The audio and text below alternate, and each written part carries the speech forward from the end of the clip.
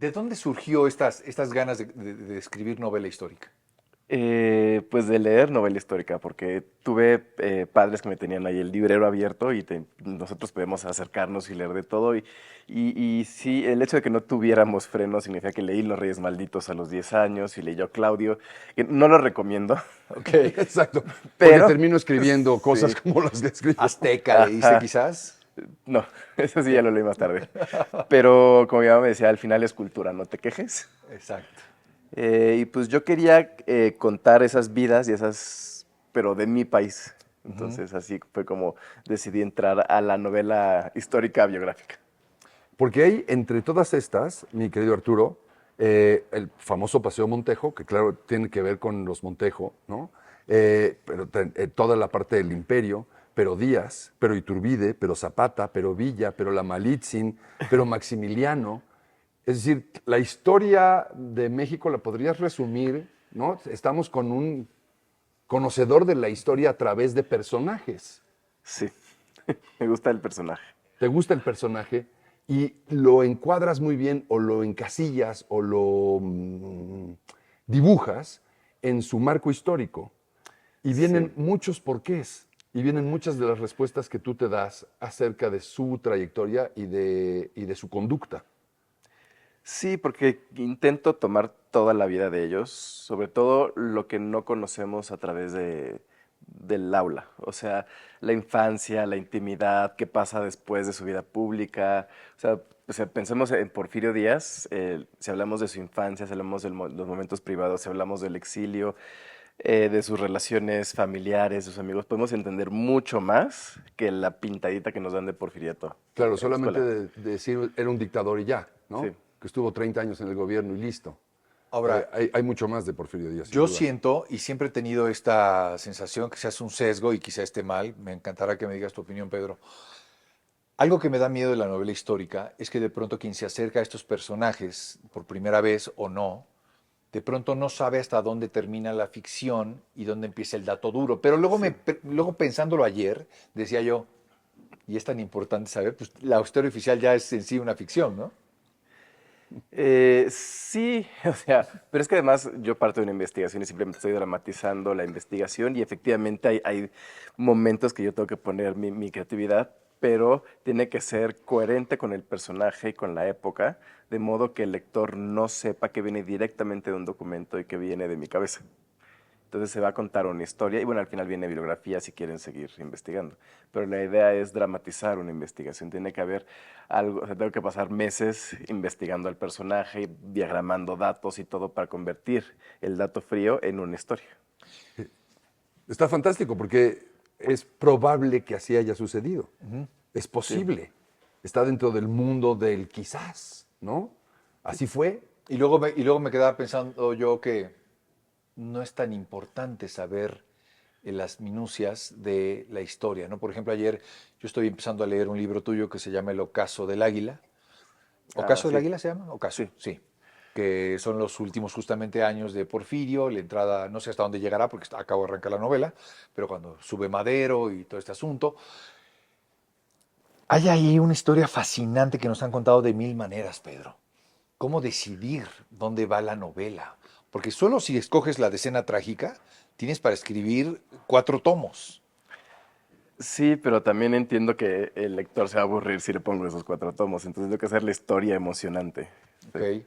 Tengo que encontrar el punto de chisme que le interese al lector o contarlo así, o como me gusta de la primera persona, digo, ese libro que dijiste no está escrito en primera persona, pero las biografías sí, Ok. es el cómo el personaje lo vive o lo asume. Y entonces el lector se mete al A la cabeza del personaje y personaje. está viendo si sufre, si va a salir o no. O sea, me encanta que la gente me dice cuando entra la novela de Díaz de, es que yo no sabía qué iba a pasar con Porfirio Díaz el 5 de mayo. Y yo así, ya sabes que ganamos, pero te metes en la piel del personaje y estás sufriendo con él. Claro. Esta es tu última entrega, Sí, ¿no? Lo más reciente. Lo más reciente, yo, Sor Juana, Mujer Volcán. Mujer Volcán. Mujer Volcán. Sí. ¿Cómo escoges a tus personajes? Escojo a los personajes que creo que tienen mucho que aportar en un sentido biográfico.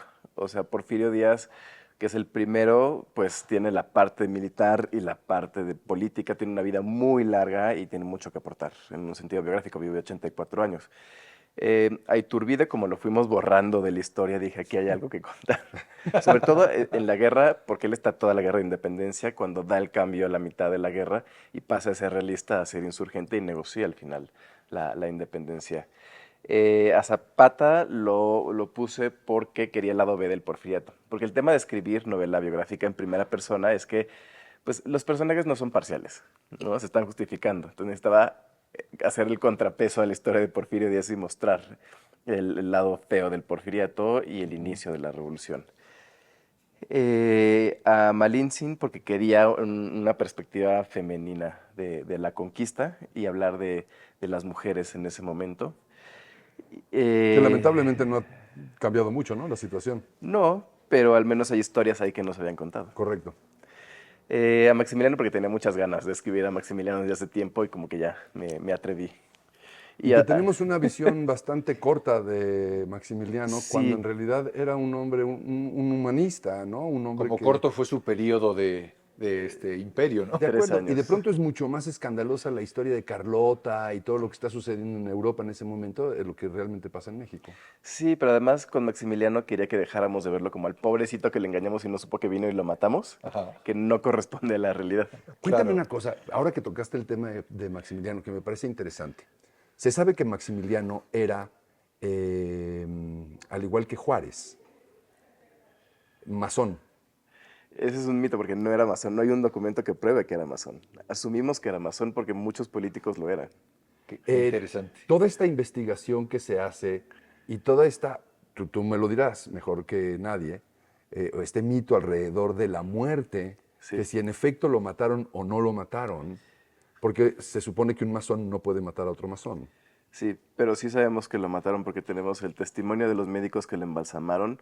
Juárez lo vio, Lerdo lo vio el embajador aquí cuando lo mandamos a Austria y sus hermanos cuando lo reciben en Trieste lo reconocen y firman el documento y cierran el ataúd. ¿No podría ser todo esto un montaje? Estaría muy grande la conspiración. Ah, ¿no te parece grande la conspiración, por ejemplo, del Señor de los Cielos? No, bueno, Pensando, es otra digo, cosa. justamente en este complot, ¿no? En esta cosa que, ¿por qué aquellos gobiernos no lo harían si lo hacen los del día de hoy, ¿no?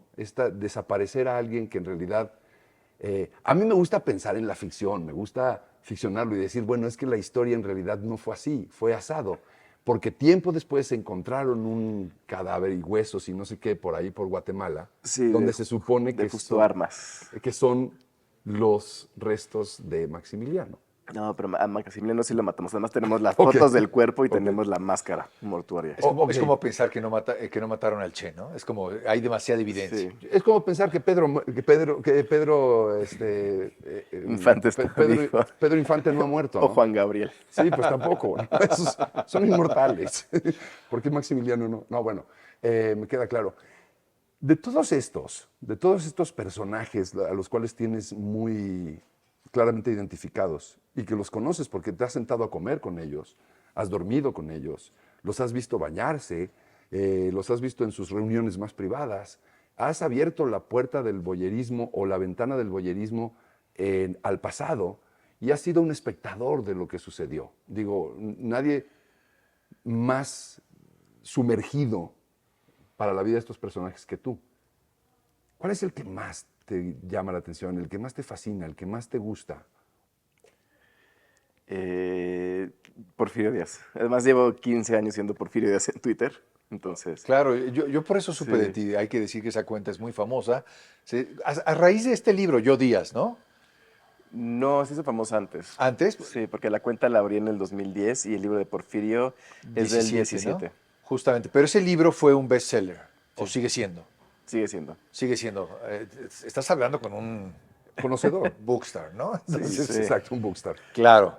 Pero justamente es esa pasión por Díaz, ¿no? Y que te lleva justamente, bueno, no sé si sea casualidad o no, en el libro que estoy leyendo tuyo, justamente a ligar las historias. Porque creo que es un buen ejemplo de cómo se ve la bipolaridad de la historia. Sí. Hay gente a favor, hay gente en contra, muy como los tiempos que estamos viviendo hoy. Está muy Polarizado el polarizada la sociedad. ¿Cómo defender o no defender? Ahora, ¿por qué? O sea, ¿tú crees que al que escribe novela histórica, como es tu caso, el historiador de académico lo odia o no? Tengo historiadores que me odian e historiadores que no. Sí. O sea, es que hay historiadores muy cuadrados que no entienden que una novela no es un trabajo académico. O que me han dicho, ¿cómo supiste que dijo esto aquí y esto aquí? Yo no sé, porque tenemos la crónica de una reunión y lo que se decidió y al final yo tengo que hacer que esa reunión cobre vida. Claro. Y hay historiadores que les gusta porque al final la ficción histórica pues siembra el interés en el lector de mi interés este personaje, ahora sí voy a acudir al ensayo. Porque la verdad es que hay muchos ensayos a los que, o sea, yo personalmente, que me gusta la historia, no leería si no tuviera que investigar ciertos libros o me interesara mucho un personaje porque de repente hay unos ensayos bien aburridos. Pero el interés de leer esos ensayos luego viene de la ficción histórica. Ya entendí el contexto, ahora sí quiero leer más de ahí.